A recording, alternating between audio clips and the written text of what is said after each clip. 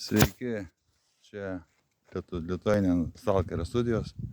Mes iš vietos, trumputis reportažo. Išėjom iš apačios, esam viršuj. Dabar stovim visi prie mašinų. Važiuosim namo, nes jau vėlyvas vakaras. Buvo visko įdomumo.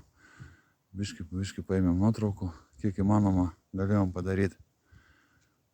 Aplinkui tamsu dabar. Tai va. Viskas gerai, ne? Gerai. Tai va, dabar vienu žodžiu. Lituanian Stalkerio studijos baigė savo išvyką.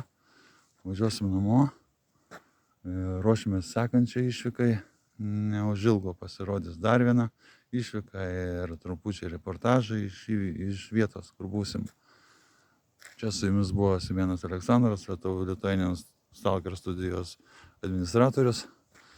Nariai jau mašinose pasiruošę, užsivedę variklius, viskas, jau vykstam. Nu ką, mėlyje, iki sekančio susitikimo.